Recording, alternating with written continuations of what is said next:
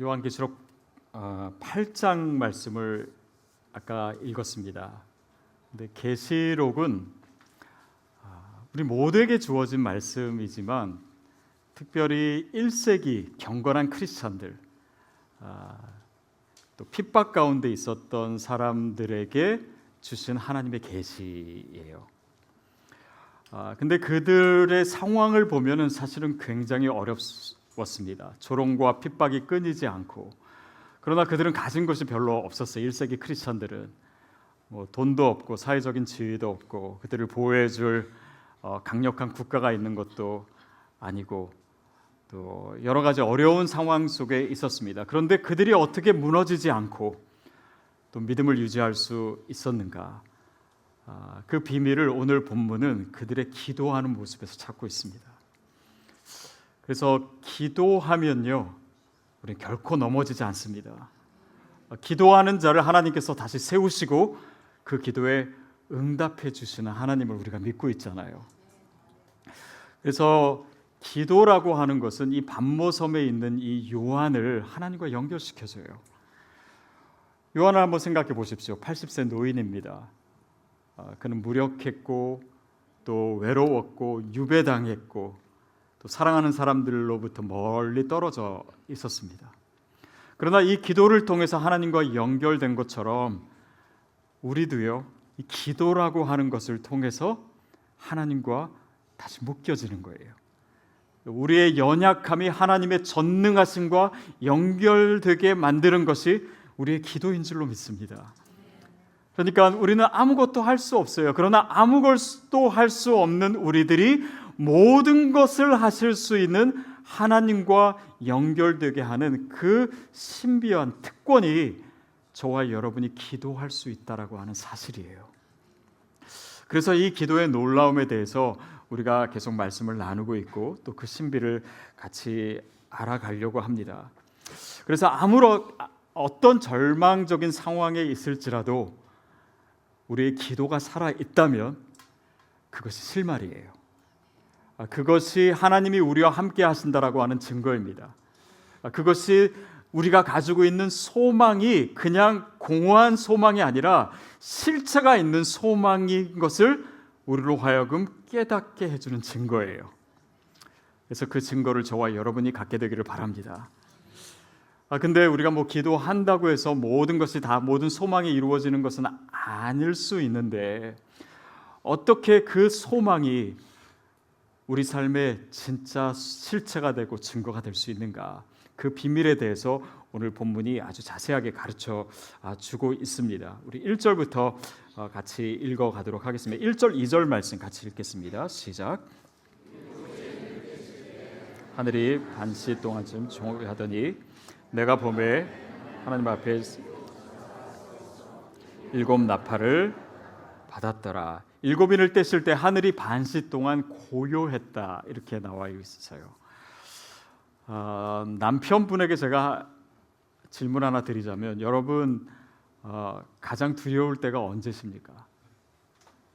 저에게 있어서는 아내가 아무 말도 안 할 때, 내가 잘못했나 또 이런 생각 들으면서 왠지 불안해지고 그러잖아요. 근데 크리스천에게 있어서 사실 우리가 주님께 기도하고 있고 또 주님을 믿는다고 하고 예배하고 있는데 하나님이 침묵하시는 것 같을 때, 그때는 우리가 당황하게 됩니다. 하나님이 정말 살아계신 건가? 하나님이 정말 내 기도를 듣고 계신가? 내가 정말 하나님의 사람인가? 하나님이 정말 내 삶을 인도하고 계시는 건가? 그런 의심이 들기 시작하면 걷잡을 수 없이 혼란 가운데 빠져들 때도 있습니다. 반시 동안 고요했다라고 하는 것은 계시록에 나타나는 숫자들은요, 사실은 다 상징이에요. 이것은 반시간이니까 30분 이것을 의미하는 것이 아니라 이렇게 기한이 정해지지 않은 시간을 의미합니다. 그러니까 이 고요함이, 이 하나님의 침묵이 언제까지 지속될지 모르는 그런 상황 가운데 계시록의 사람들이 있었어요. 아마 두려웠을지도 모릅니다. 그러나 요한계시록을 가만히 읽어보고 그 문맥을 보면요, 이 하나님이 가만히 계시는 상황, 이것은 이 사람들이 두려워해야 될 시간이 아니었습니다. 왜냐하면 뒤에 나타날 일곱 번째 인, 그러니까 일곱 번째 인의 내용이 일곱 나팔인데요, 그 나팔은 바로 성도들의 기도의 응답이었기 때문이에요. 그러니까 이 고요한 시간은요, 그냥 단지 기다리는 시간이 아니라 특별한 의미를 갖습니다. 하나님의 응답이 이루어지기 전에 뭔가 그 기도하는 사람들에게, 기다리고 있는 사람들에게 꼭 필요한 특별한 의미를 주는 시간이기 때문에 더욱더 그렇습니다. 그래서 오늘 우리가 그 부분을 한번 같이 생각했으면 좋겠어요. 하나님의 침묵의 시간은요, 우리에게 있어서는요, 믿음의 뿌리를 내리는 시간입니다. 성경의 어떤 사람에게도 또 우리의 교회의 역사 가운데 어떤 믿음의 위인들에게도요, 하나님이 침묵하시는 때는 반드시 있었습니다. 심지어는 하나님의 마음에 가장 합하다고 우리가 알고 있는 다윗의 기도를 보면 그가 얼마나 하나님을 애타게 찾았는지, 하나님이 어느 순간 나타나지 않는 때가 있었음을 우리가 알 수 있어요. 시편 22편 2절 말씀 우리 같이 한번 읽어보겠습니다. 시작. 네, 하나님이여 밤에도 잠잠하지 아니하오나 응답하시지 아니하시네. 다윗이 내가 낮에도 부르짖고 밤에도 잠잠하지 아니했습니다. 제가 계속해서 주님을 찾았고 주님께 기도하고 간구했는데 하나님 도대체 어디 계십니까? 하나님 나타나시지 않는 거예요. 다윗에게도 그랬다면 다른 모든 신앙의 사람들에게도 왜 이 시간이 없었겠습니까? 신앙의 위인들, 특별히 17세기에 기도하는 영성가로 유명했던 이 조지 허버트의 기도 가운데 이런 것이 있습니다. 무릎은 땅에 파고들고 두 눈은 하늘을 뚫어지도록 봅니다. 무릎이 땅을 팔 정도로 그렇게 기도했어요. 간절한 기도, 오랜 기도가 있었습니다. 그리고 하늘이 뚫어지라고 그렇게 쳐다보고 하나님을 찾았어요. 그런데 그 뒤에 어떻게 나오냐면 나의 하나님 어디에 계십니까?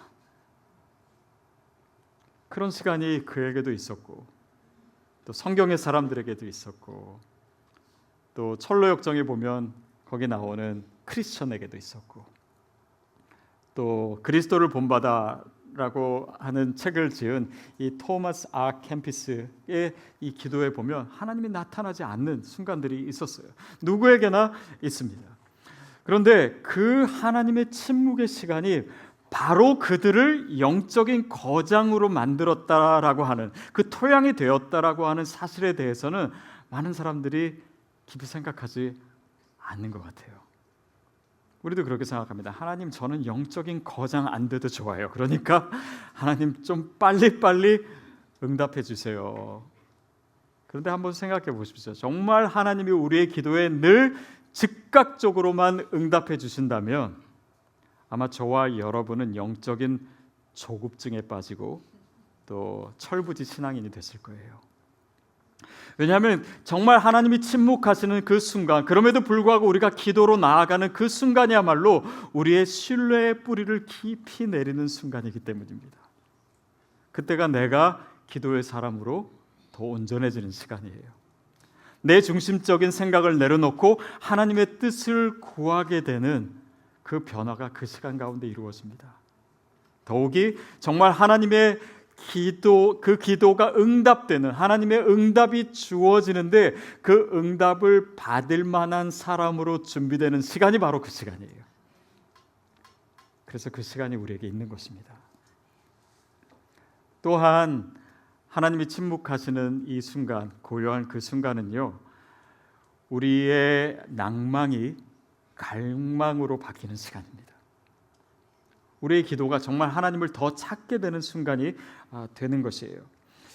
기도할 때요, 우리를 좀 당황스럽게 하는 것은요, 어떤 사람은 정말 눈만 감으면 하나님의 음성이 들린다고 하는 사람이 있어요. 그러나 대부분의 우리에게는 그렇지 않습니다. 기도하는데 정말 주님께 부르짖는데 너무 공허한 거예요.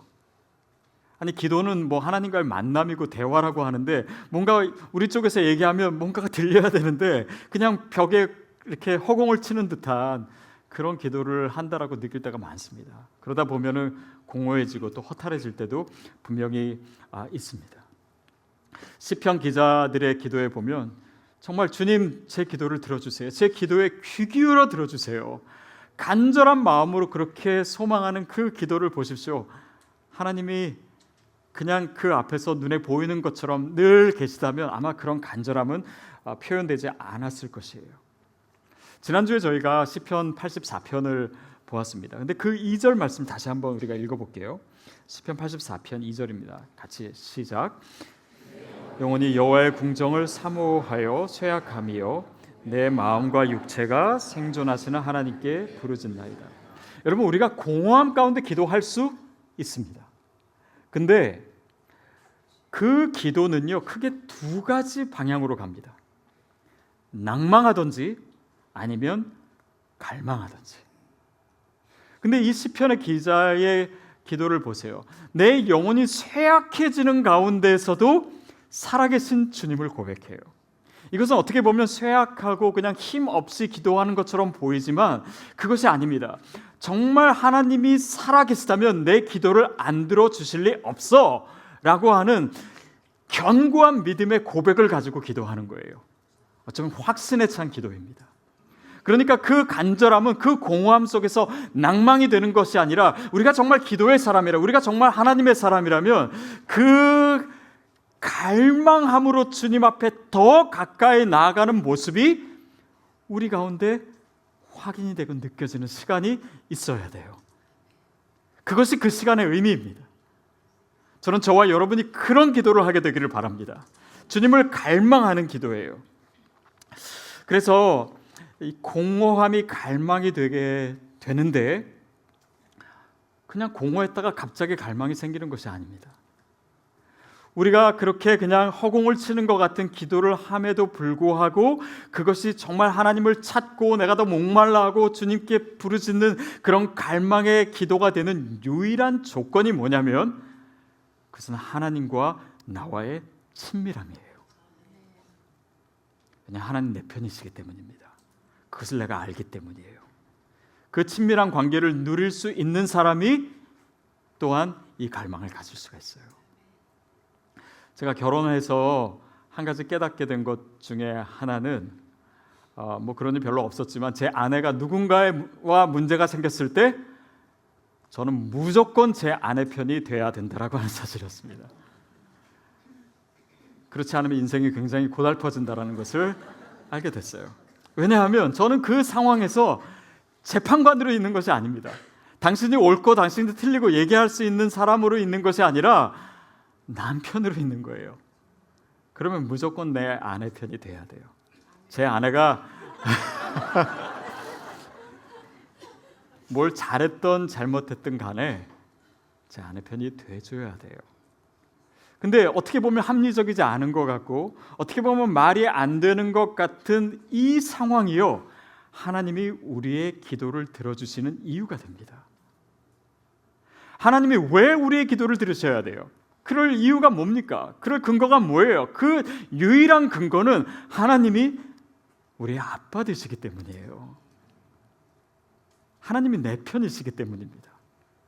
왜 그러냐면 우리가 죄인임에도 불구하고 그분이 우리에게 그의 아들을 주셨잖아요. 우리 죄를 위해서 우리를 위해서 십자가에 달려 죽으셨어요. 우리를 의롭다고 하셨습니다. 우리를 자녀 삼으셨어요. 그래서 자녀인 우리가 주님께 기도하기 때문에 들으시는 것이지 우리가 의롭기 때문에, 우리가 뭔가를 잘했기 때문에, 우리가 정말 하나님이 기뻐하실 만한 일만을 했기 때문에 하나님이 우리의 기도를 들어주시는 것은 아니에요. 그래서 우리가 믿고 있는 이 복음, 십자가의 복음과 하나님이 내 기도를 들어주신다라고 하는 이 사실은 서로 분리된 것이 아닙니다. 한 이야기예요. 그래서 우리가 기도할 수 있어요. 그래서 하나님께서 우리의 기도를 들어주신다라고 하는 것입니다. 사랑하는 여러분, 이 공허함 가운데 우리가 갈망하는 기도를 드릴 수 있다면, 그렇다면 하나님이 우리를 사랑하시고 내 기도를 들으시고 계시다라고 하는 것에 대해서도 확신할 수 있게 되기를 바랍니다. 우리의 신음소리를 주님께서 듣고 계세요. 우리가 뭘 특별히 잘해야지만 내 기도가 하나님께 더 잘 들리는 것은 아닙니다. 그래서 오늘 우리가 기도할 수 있어요. 또 한 가지, 하나님의 침묵의 시간에 너무나 중요한 의미는요, 그 시간이 바로 하나님이 우리의 기도를 듣고 계시는 순간이에요. 제 논문을 지도해 주신 우리 교수님이 계신데, 그 교수님은 이제 그 분야에 있어서는 정말 이렇게 세계적인 학자예요. 이렇게 영향력이 굉장히 많은 분입니다. 근데 그분께 배울 수 있다는 것이 저에게 되게 큰 영광이었는데, 생각해 보니 더 놀라운 것은 그분의 가르침을 받는 것뿐만 아니라 이제 논문을 이제 같이 논의하면서 이제 그 한 달에 한 번씩 계속 만나거든요. 그러니까 제 얘기를 그분이 듣고 있다는 사실에 대해서 제가 한번 생각해 본 적이 있어요. 왜냐하면 한국에서 교육받을 때는 무조건 교수님이 얘기하시는 것은 잘 들어야 되고 잘 받아 적어야 되고 그걸 잘 외워가지고 시험 잘 보고 그게 공부하는 거였는데, 근데 영국에 가서 공부하고 또 이렇게 개인적으로 공부를 하다 보니까 제 말을 들어주시더라고요. 그리고 그분의 의견에 대해서 제가 비판적인 생각을 갖는 것을 오히려 더 기뻐하시더라고요. 그래서 내가 그분의 말을 듣는 것뿐만 아니라 내 말을 그분이 듣는 거가 더 좋은 일이라는 것을 생각해 본 적이 있어요. 그리고 더 나아가서는요, 그분과 친해지게 되더라고요. 그래서 처음에는 저도 바짝 긴장하고 그분이 얘기하는 거 한마디도 놓치지 않으려고 막 받아 적고, 그렇게 하다가 긴장이 좀 더 풀리고 더 친해지고 농담도 하고 그러면서 제 자세가 뒤로 점점 처지더라고요. 나중에는 이제 공부할 때 거의 비스듬히 누워서 얘기하듯이, 친구랑 얘기하듯이 이렇게 하게 되더라고요. 여러분, 하나님이요 우리에게 말씀하십니다. 이 자체도 우리에게는 굉장히 놀라운 사실이에요. 그러나 더 놀라운 사실은 무엇인지 아십니까? 그분이 내 말을 들으신다라고 하는 것이에요. 그분은 우리의 감정을 그냥 별거 아닌 것으로 여기지 않으십니다. 우리의 생각을, 우리의 신음을, 우리의 말 한마디를 주님께서 귀 기울여 듣고 계세요. 그게 더 놀라운 사실 아닙니까? 그분이 내 기도를 듣고 계신 거예요. 그 기도를 통해서 주님과 더 친밀한 관계를 갖게 되는 것입니다.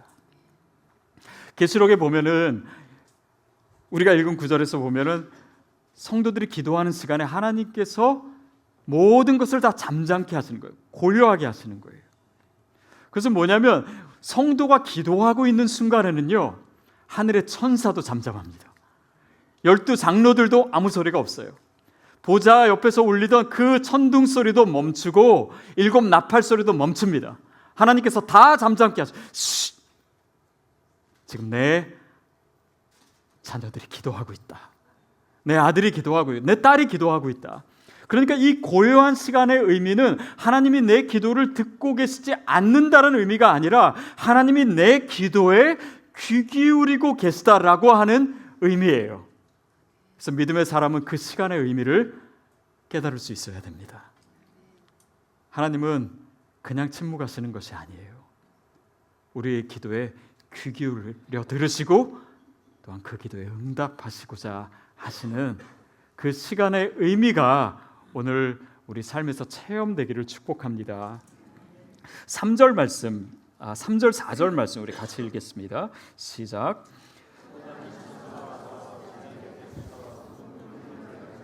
많은 향을 받았으니 이는 모든 성도의 기도들과 합하여 보좌 드리고자 함이라. 향년이 성도의 기도와 함께 하나님 앞으로 올라가는지라. 여기서 이제 천사가 제단 앞에서 하고 있는 그 행동을 보면 유대인들의 제사와 굉장히 흡사합니다. 이제 제물을 불에 태우잖아요. 그러면 그 연기가 올라가는데 그냥 그 연기만 올려보내는 것이 아니라 많은 향을 가지고 있어서 그 향과 성도의 기도를 합친다, 이렇게 나와 있습니다. 요한계시록 5장 8절에 보면요, 성도의 기도를 가리켜서 향이다, 이 향이다라고 하는 비유를 사용하는 곳이 있어요. 근데 여기서는 성도의 기도와 이 천사가 가지고 있는 향을 구분해서 얘기합니다. 이것은 성경이 계시록이 일관적이지 않은 것이 아니라요, 여기에 특별한 의미가 있기 때문이에요. 무엇이냐면 성도의 기도를 이 향과 합치게 한다는 것은 향이라고 하는 것이 이 제사 드릴 때 그 제물을 정결케 한다라고 하는 의미가 있어요. 그러니까 기도를 향과 합친다라고 하는 것은 우리의 기도를 정결케 하시는 과정이 있다라는 것입니다. 우리의 기도가 정결케 된다라고 하는 그 의미는 무엇이냐면 하나님의 뜻에 합한 기도가 된다라고 하는 의미예요. 여러분, 저와 여러분의 기도가 단지 그냥 우리의 원하고 필요만을 아뢰는 것이 아니라 하나님의 뜻과 일치하는 기도가 되기를 축복합니다. 그것이 하나님이 받으시는 기도다라고 하는 것을 이렇게 표현하고 있는 것이에요. 제가 예전에 이제 청년부 사역을 할 때 한번 이런 일이 있었습니다. 한 형제가 있었는데요. 그 형제를 놓고 두 자매가 기도하고 있었습니다. 근데 두 자매가 둘 다 하나님이 저 형제를 내 남편으로 정하셨다는 응답을 받은 거예요. 그래서 그 상황 속에서 많은 청년들이 혼란스러웠습니다. 누가 진짜일까? 아니면 둘 다 이거 하나님이 정말 하신 거라면 하나님은 그 일부 이처제를 허락하시는 건가? 뭐 이런 농담까지 할 정도로. 근데 어때요? 그게 하나님의 뜻은 물론 아니었겠죠. 어느 누군가가 될 수, 사실은 결론적으로 보면 아무도 그 형제랑 결혼하지 않았어요. 뭡니까? 내 뜻과 하나님의 뜻이 다른 거예요. 때로는 내가 원하는 것을 그냥 하나님의 뜻으로 착각할 때도 있다라고 하는 것입니다. 근데 여기에 기도가 무엇인지가 있어요. 기도는 내가 원하는 것이 이루어지는 것이 기도가 아닙니다. 하나님의 뜻이 이루어지는 것이 기도예요. 그래서 우리가 그것을 아는 것이 참 중요하고 주님과의 대화를 통해서 하나님의 뜻이 무엇인가를 깨닫는 과정이 기도에 반드시 필요해요. 제가 어디서 읽은 글인데요. 어느 집사님이 한 번은 이제 어디 뭐 해외 여행을 좀 가고 싶은데 그 여행이 가기에는 조금 형편이 좀 비싸기도 하고 또 그 주간에 뭐 교회 행사도 있고 뭐 그래서 이제 좀 갈까 말까 고민을 했대요. 그래 어느 날 이제 밤 늦게까지 그 브로셔를 보면서 이 여행을 하면 어디를 구경하고 뭐 비행기는 전부 747을 타고 또 호텔은 어디에 가고 어디에서 묵고 뭐 이런 것들을 이제 보다가 잠이 들었대요.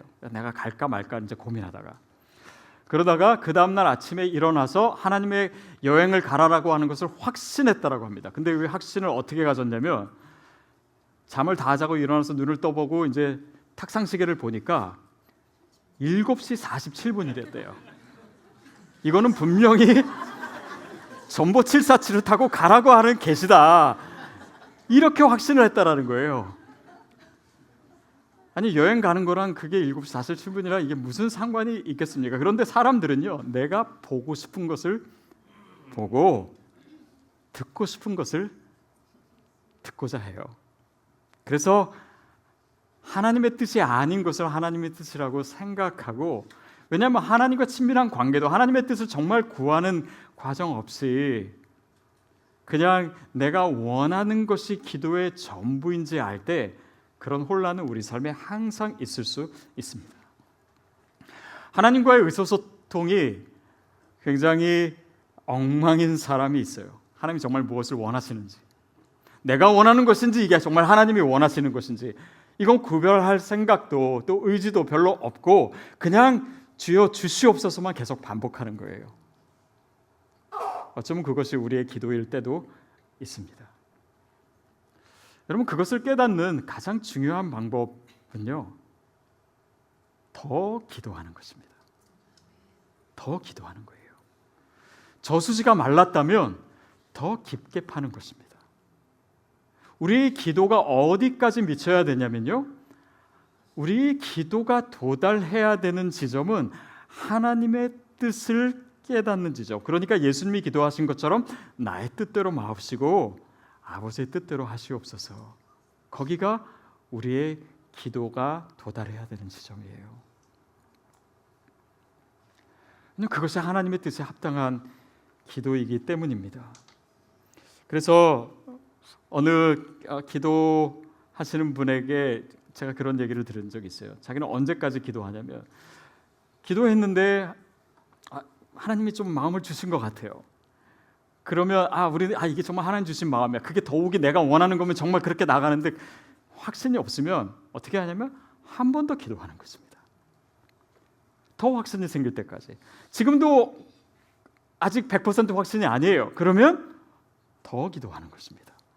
언제까지? 하나님의 뜻이 확인될 때까지. 그래서 기도를 많이 한다라는 것은 양이 중요한 것이 아니라, 기도를 많이 할수록 하나님이 응답하신다라고 하는 논리가 아니라 하나님의 뜻을 깨달을 때까지 기도하는 것입니다. 저와 여러분에게 그 기도가 필요해요. 그게 기도의 사람입니다. 그것이 하나님이 원하시는 기도의 모습이에요. 제가 몇 년 전에 일본에 간 적이 있었는데요. 동경에 있었는데 그때 이제 동경 원누리교회 섬기시는 문봉주 목사님이랑 대화를 나누다가 그 목사님이 이제 일본에 오래 계셨잖아요. 그러면서 그 떠나기 전에 꼭 이 식당을 한번 가보라는 거예요. 거기 스시집인데 굉장히 유명한 집이고 되게 맛있다고 거기 꼭 가라고. 근데 저는 거기 갈 특별한 계획은 없었는데 며칠 후에 어느 선교사님을 만나기로 했는데 제가 이분을 좀 잘 대접하고 싶은 거예요. 그래서 거기로 갔습니다. 그래서 택시 타고 택시비도 보니까 꽤 나오고 그래서 이제 그 유명한 집에 이제 갔는데 이제 문 목사님 뭐라고 하셨냐면 거기 워낙 사람들이 많아가지고 점심 시간이나 저녁 시간에 가지 말라는 거예요.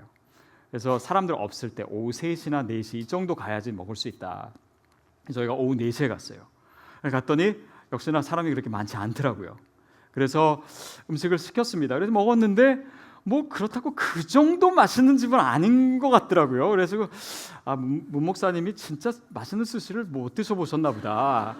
차라리 미국에 더 맛있는 스시집이 있는데 이런 생각도 하고 그리고 나왔어요. 나와서 이제 다시 택시를 타려고 이제 좀 걷다 보니까 저희가 먹은 집 바로 옆집에 사람이 엄청나게 줄을 서 있는 거예요. 그래서 저희가 잘못 찾아갔던 거예요.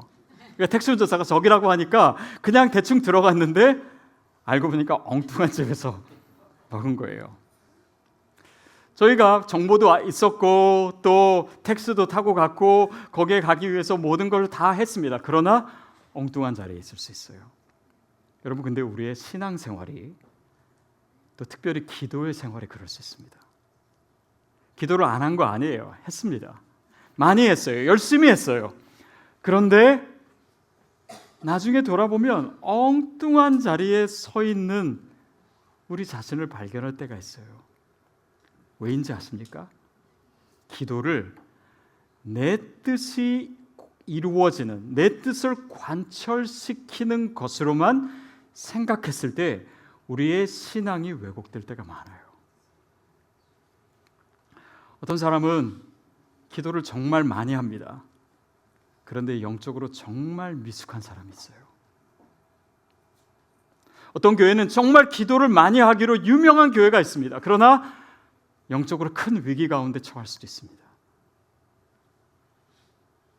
한국 교회가 기도를 많이 안 했나요? 누구보다도, 어느 나라의 교회보다도 더 뜨거운 기도를 많이 했습니다. 그러나 한국 교회가 위기 상황 가운데 있어요.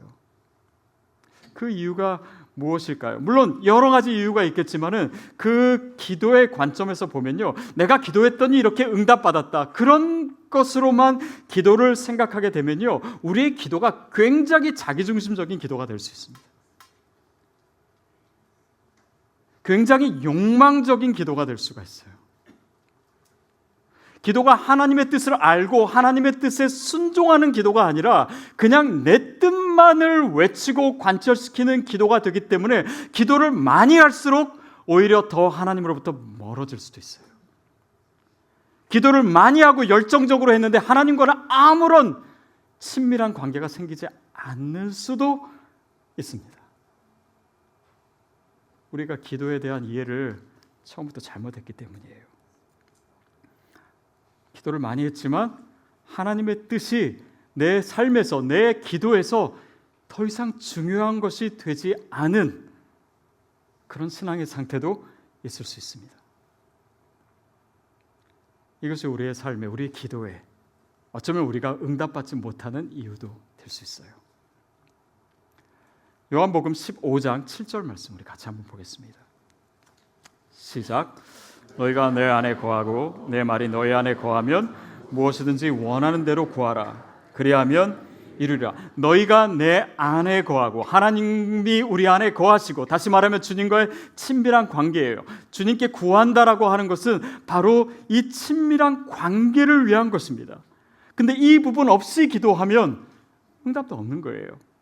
응답 받았다고 해도 응답이 아닐 수가 있고, 응답이 아니라고 해서도 하나님의 응답이 있을 수 있는데, 그런 분별력조차 없이 그냥 외치는 것입니다. 내 말이 너희 안에 거하면, 이게 무슨 뜻입니까? 하나님의 뜻이 우리 가운데 가장 중심에 있는 기도예요. 기도하면서 하나님의 뜻을 찾아내고 깨닫는 바로 그런 기도를 얘기하는 것입니다. 그러면 무엇이든지 구하라.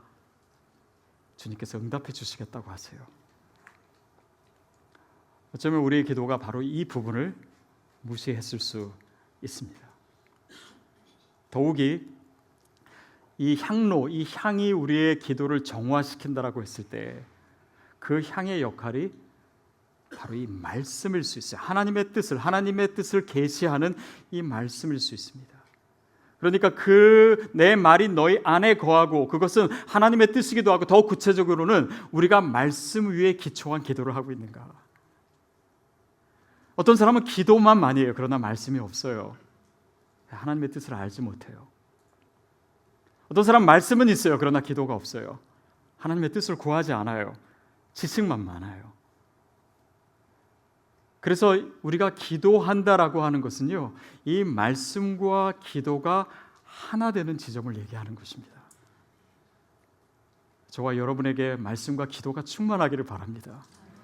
그것이 우리 교회 비전이에요. 바로 그 자리에 있을 때 하나님을 사랑하게 되는 거예요. 하나님의 뜻을 알게 되는 것입니다. 하나님과 친밀한 관계를 누리게 되는 거예요. 기도를 통해서 그런 하나님의 사람, 기도의 사람이 되어가는 것입니다. 5절 말씀 같이 읽겠습니다. 5절 시작. 천사가 향로를 가지고 땅에 쏟음에 번개와 지진이 나더라. 기도의 향로가요, 뭘로 변하냐면 심판의 향로로 변합니다. 성도들이 기도를 올렸어요. 하나님께 올려진 기도가 엄청난 능력을 가지고 이 땅 가운데로, 우리의 삶 가운데로 다시 돌아오는 그 모습을 얘기하고 있습니다. 기도는 측량할 수 없는 위력을 가지고, 엄청난 하나님의 권세를 가지고 우리의 삶으로, 우리의 역사 속으로, 우리의 문제 가운데 다시 돌아오게 되어 있습니다. 이게 기도의 응답이에요. 그들은 침묵 가운데서도 기도했습니다. 침묵 가운데서 주님을 갈망했어요. 좌절하지 않았습니다. 기도의 사람의 모습을 지켰어요. 그러는 가운데 그 기다림의 시간, 그 하나님의 침묵의 시간은 어느덧 하나님의 응답의 시간이 된 거예요. 저는 저와 여러분의 기도가 바로 그렇게 되기를 바랍니다. 하나님이 우리의 기도를 듣고 계시는 분일 뿐만 아니라 그분은 행하시는 하나님이신 줄 믿습니다. 그래서 우리가 기도하는 거예요. 요셉이 감옥에 오랜 시간을 있었습니다. 그러나 하나님의 침묵의 시간 또한 역시 길었어요. 결국은 하나님의 응답을 받지요. 30세가 됐을 때. 그래서 사랑하는 여러분, 우리가 30살까지 잘 기도하며 기다릴 수 있게 되기를 바랍니다. 29살 때 포기하시면 안 돼요.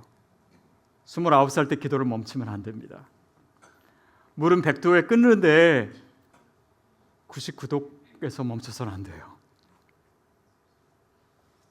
그래서 오늘 하나님께서 이 기도의 모습을 보여주면서 기도하고 있는 계시록의 사람들을, 기도하고 있는 우리를 격려하시는 겁니다. 하나님의 향로가 그 놀라운 능력을 가지고 그 영적인 불과 합해져서 이 땅으로 돌아올 것이다. 하나님 그 기도를 들으시고 응답하실 것이다. 7번째 이는 반드시 열리게 될 것이고 그 7 나팔이 부러지고 성도의 기도에 하나님께서 반드시 응답하실 것이다. 그 확신을 이 말씀을 통해서 주시는 것입니다. 그래서 기도를 멈추실 분은 멈추세요. 아닙니다. 오늘 우리가 이 계시록의 사람처럼 그 기도의 사람으로 머물러 있기를, 정말 주님을 갈망하는 사람으로, 믿음의 뿌리를 내리는 사람으로, 내 뜻을 위한 기도가 아니라 하나님의 뜻을 구하고 기다리고 찾는 자로, 그리고 하나님의 놀라운 이 영화로운 응답을 체험하는 자로 서게 되기를 주님이 원하십니다. 그래서 그런 기도의 씨앗을 뿌리십시오. 오늘도 뿌리십시오. 그러면 우리가 기쁨으로 단을 거두게 될 줄로 믿습니다.